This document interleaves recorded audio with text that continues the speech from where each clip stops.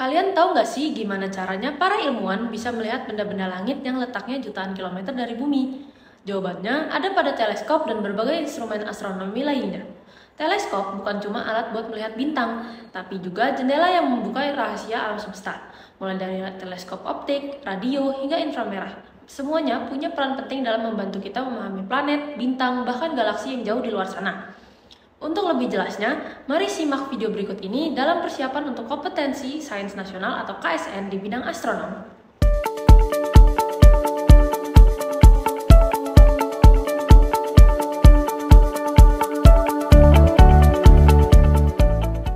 Assalamualaikum warahmatullahi wabarakatuh. Tabi pun, perkenalkan nama saya Marsha Natali Azhara Witono dari SMA Negeri 2 Bandar Lampung.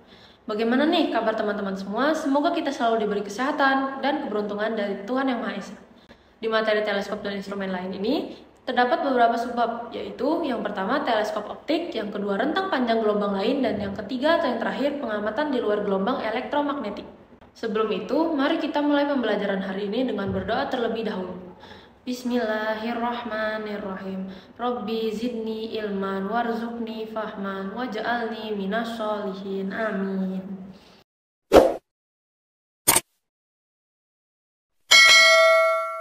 Teleskop atau teropong bintang adalah sebuah instrumen pengamatan yang berfungsi mengumpulkan radiasi elektromagnetik dan sekaligus membentuk citra dari benda yang diamati. Teleskop merupakan alat paling penting dalam pengamatan astronomi. Jenis teleskop yang dipakai untuk maksud bukan astronomis antara lain adalah transit, monokular, teropong atau keker, atau lensa kamera. Teleskop memperbesar ukuran sudut benda dan juga kecerahannya. Perkembangan dalam astronomi sangat didorong oleh eksplorasi terhadap berbagai rentang panjang gelombang elektromagnetik. Penemuan pertama sinyal ekstraterestrial di luar cahaya tampak adalah pengamatan terhadap sinar kosmik oleh Victor Hess pada tahun 1912, yang hingga kini masih dicari asal-muasalnya. Pada tahun 1935, Carl Jansky menemukan sebuah sinyal radio ekstraterestrial dan bisa mengasosiasikannya dengan pusat dan bidang galaksi Bima Sakti. Usai Perang Dunia Kedua, pita panjang gelombang radio dipelajari secara sistematik. Kemudian, sejak tahun 70-an, sinar X dan sinar gamma dalam astronomi beserta inframerah dieksplor menggunakan satelit. Baru-baru ini, teleskop Cherenkov mendeteksi foton dengan energi yang lebih besar dari 100 giga elektron volt. Pada waktu yang sama, terjadi peningkatan instrumen pengumpul cahaya, yaitu pengamatan mata telanjang digantikan dengan plat fotografi dan kemudian diganti dengan Charge Coupled Devices atau CCD. Yang mirip dengan yang digunakan saat ini pada kamera digital. Kemajuan lain yakni penggunaan komputer untuk koreksi dan analisis data. Progres lain diharapkan datang dari luar gelombang elektromagnetik. Saat ini pengamatan juga dilakukan terhadap partikel bermuatan seperti sinar kosmik, neutrino, dan gelombang gravitasi. Secara umum, instrumen pengamatan bisa dikategorikan menjadi 3. Yang pertama, kolektor atau pengumpul cahaya, misalnya teleskop. Yang kedua, detektor atau perekam, pendeteksi atau penerima cahaya, misalnya kamera. Dan ketiga, analisator, misalnya spektrograf dan polarisator. Karakteristik teleskop, magnifikasi adalah banyak objek seperti bintang ganda dan galaksi yang tampak sebagai benda titik oleh mata telanjang, menunjukkan struktur luasan jika diamati dengan teleskop. Karena benda yang diamati berada pada jarak yang jauh sekali secara praktis, maka layaknya yang diukur adalah pembesaran angularnya. Berdasarkan gambar A1, terlihat bahwa magnifikasi atau perbesaran bergantung pada perbandingan antara panjang fokus. M sama dengan theta sub I dibagi theta sub O sama dengan H per F sub E dibagi H per F sub O sama dengan F sub O per F sub E. Gambar A1, magnifikasi angular pada sistem teleskop. Lensa di sebelah kiri adalah lensa objektif, sedangkan di sebelah kanan adalah lensa okuler atau eyepiece. Bayangan benda terbentuk maya pada jarak tak hingga dengan sinar-sinar sejajar ke mata. Medan pandang. Medan pandang teleskop dirumuskan dengan FOV sama dengan APP FOV sama dengan 45 derajat sampai 55 derajat per M. Makin detail perbesaran teleskop, maka medan pandang teleskop makin kecil. APP FOV menyatakan medan pandang okuler dari pabrik. Resolusi alfa merupakan jarak sudut terkecil antara dua objek yang bisa dipisahkan dalam sebuah citra, dinamakan daya pisah atau resolusi teleskop. Batas bawah resolusi teleskop diberikan oleh difraksi, yakni interferensi cahaya yang datang dari berbagai posisi di bidang bukaan teleskop. Bayangkan misalnya untuk satu dimensi, saat interferensi destruktif terjadi. Kita bagi apertur teleskop menjadi segmen-segmen 2N dengan panjang tiap segmen D sama dengan D per 2N dikali D. Menyatakan diameter bukaan teleskop, maka interferensi destruktif terjadi pada D per 2N sin alfa sama dengan lambda per 2 atau alfa N senilai dengan sin alfa N sama dengan N dikali lambda per D, dengan N sama dengan 1, 2, 3, dan seterusnya. Untuk apertur berbentuk lingkaran dengan diameter D, difraksi minimum pertama terjadi pada alfa 1 senilai sama dengan 1,221 per D.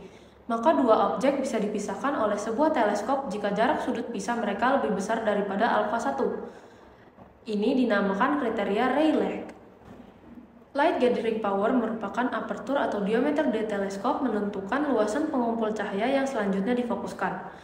Dibandingkan dengan mata manusia dengan DM senilai dengan 5 mm, sebuah teleskop dengan diameter DT mampu mengumpulkan cahaya DT kuadrat per DM kuadrat kali lebih banyak, sehingga mampu melihat magnitudo yang lebih redup daripada mata. Dikenal pula besaran yang dinamakan magnitudo limit teleskop. Magnitudo limit teleskop menggambarkan magnitudo bintang paling redup yang bisa dilihat mata dengan bantuan teleskop. Rumusnya diberikan oleh M limit teleskop sama dengan M limit mata plus 5 log DT per DM. Exposure dan efisiensi kuantum merupakan plat fotografi atau detektor fotoelektrik mampu mengumpulkan cahaya berjam-jam, sedangkan mata umumnya hanya bisa mengumpulkan cahaya selama sekitar 1/20 detik saja. Exposure lama meningkatkan magnitudo limit teleskop. Mata atau plat fotografi memiliki efisiensi kuantum sekitar 1% saja. Artinya, hanya 1% cahaya dari seluruh foton datang saja yang bisa dideteksi. Detektor modern seperti CCD memiliki efisiensi kuantum mendekati 100%. Oke, sekarang mari kita berlatih soal.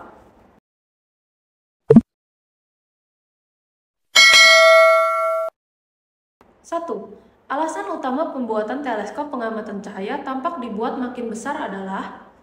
Mari kita bahas. Teleskop dibuat besar utamanya untuk mengamati objek yang redup. Meskipun memang semakin besar teleskop, resolusi semakin baik. Namun, pada kasus kedua, resolusi sudut tetap terbatas. Peningkatan resolusi dilakukan dengan membangun interferometer. Maka jawabannya adalah B. 2. Latar belakang utama teleskop radio dibuat kian besar dengan menyebarkannya di seluruh penjuru benua adalah... Mari kita bahas. Teleskop radio dibuat di berbagai benua agar bisa dibuat sistem interferometer yang sangat besar sehingga meningkatkan resolusi sudut. Maka jawabannya adalah A. Nomor 3. A simple convex lens forms the image of a distant point source at a place called the blank blank blank focal length. Let's discuss. Image from a distant object, practically at infinity, formed by a convex lens will fall on the focal point. So the answer is B. Nomor 4. Which combination of lens parameters will give the brightest image of a faint comet? Let's discuss. Comet is a pretty nearby object and usually is an extended object. It is better to observe this kind of object with short focal length telescope, while also minimizing loss of energy due to make a bright image. So the answer is A. Soal nomor 5. Makin besar cermin objektif suatu teleskop, maka mari kita bahas. Makin besar cermin objektif suatu teleskop, makin banyak cahaya yang bisa dikumpulkan atau makin baik resolusi teleskop tersebut. Di sana tidak ada jawaban yang tepat. Pilihan A dan B tidak relevan. Pilihan C dan D menunjukkan medan pandang atau FOV kaitannya dengan perbesaran teleskop. Jadi jawabannya adalah E. Nomor 6. Jika teleskop berdiameter 1 meter perlu waktu 1 jam untuk mengumpulkan cahaya, berapa waktu exposure bagi teleskop berdiameter 6 meter untuk mengumpulkan cahaya dengan jumlah yang sama? Mari kita bahas. Teleskop makin besar, makin pendek waktu exposure yang diperlukan. T6 per T1 sama dengan A1 per A6. T6 sama dengan 1/36 dikali T1 sama dengan 100 detik. Jadi jawabannya adalah D. Nomor 7. Andra ingin mengamati sebuah kawah di bulan yang diameternya 1000 km menggunakan teleskop refraktornya yang memiliki diameter sekitar 8 inch. Bantu Andra memilih lensa okuler yang tepat agar ia dapat melihat kawah seutuhnya. Diberikan jarak bumi ke bulan adalah 384.400 km dan medan pandang seluruh okuler yang tersedia 50 derajat. Mari kita bahas. Pertama, cari diameter sudut kawah terlebih dahulu. Sudut kawah diperoleh dari 2 dikalikan arkus tangan dari setengah diameter kawah dibagi jarak bumi ke bulan. Hasilnya sekitar 2,98 derajat. Medan pandang maksimum harus sebesar ini, maka medan pandang lebih kecil dari 50 derajat dibagi perbesaran. Karena perbesaran adalah panjang fokus objektif dibagi panjang fokus okuler, maka bisa ditulis medan pandang lebih besar dari panjang fokus objektif dibagi 500 dikalikan panjang fokus okuler. Dengan demikian, medan pandang lebih besar dari delta dibagi 50 dikali panjang fokus objektif dan panjang fokus okuler.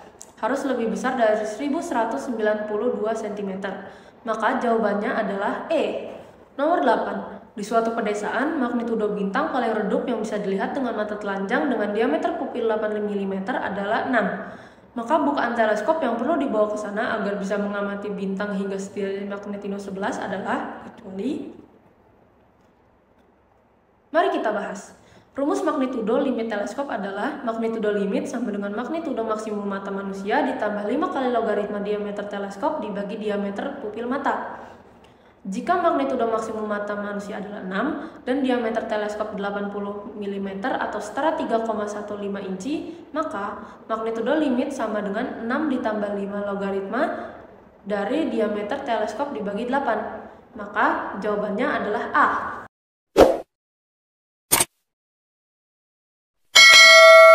Nomor 9. Alpha Centauri A dan B terpisah sejauh 11 SA dan berjarak 4,2 tahun cahaya dari bumi. Pilih di antara pernyataan berikut yang tepat. Pernyataan A, jarak sudut pisah antara Alpha Centauri A dan B adalah 2 dikalikan arkus tangan dari setengah jarak dibagi jarak ke bumi. Hasilnya sekitar 2,37 kali 10 pangkat minus 3 atau 8,53 detik busur. Pernyataan ini salah. Pernyataan B, resolusi mata dihitung dari 1,22 dibagi diameter pupil dikalikan panjang gelombang cahaya. Jika panjang gelombang 7000 angstrom dan diameter pupil diambil 10 mm, maka hasilnya 17,62 detik busur. Ini masih lebih besar dibandingkan jarak sudut Alpha Centauri A dan B, sehingga mata tidak dapat membedakan keduanya. Pernyataan ini juga salah. Pernyataan C, berdasarkan perhitungan di atas, juga salah. Pernyataan D, resolusi teleskop dihitung dari 1,22 dibagi diameter teleskop dikalikan panjang gelombang cahaya. Jika digunakan teleskop berdiameter 8 cm dan panjang gelombang 7000 angstrom, hasilnya 8,53 detik busur. Pernyataan ini benar. Maka jawaban yang tepat adalah D. Nomor 10. Teleskop sederhana disusun oleh dua lensa konveks yang memiliki lokasi titik fokus bersama dan terpisah sejauh 202 cm. Jika diketahui focal rasio atau nisbah fokus f per d teleskop tersebut 10 kali dan diameternya 20 cm, maka perbesaran teleskop saat itu titik-titik kali. Mari kita bahas. Fokus objektif diperoleh dari rasio fokus dikalikan diameter, yaitu 200 cm.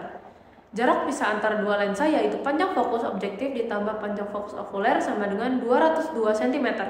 Maka panjang fokus okuler 2 cm. Perbesaran adalah panjang fokus objektif dibagi panjang fokus okuler, yaitu 100 kali. Maka jawaban yang benar adalah D. Wah, berdasarkan materi tentang teleskop dan instrumen lain yang sudah kita bahas tadi, kita jadi tahu ya apa itu teleskop optik, rentang panjang gelombang lain, dan pengamatan di luar gelombang elektromagnetik. Mereka dapat diaplikasikan di kehidupan sehari-hari seperti pengamatan langit malam, inframerah, gelombang radio, sinar X, dan lain-lain. Ternyata astronomi sangat dekat dengan kehidupan kita ya. Bagaimana? Ternyata fisika sangat mudah ya, asalkan kita rajin berlatih. Maka dari itu, jangan lupa belajar dan berlatih serta banyak baca bukunya ya.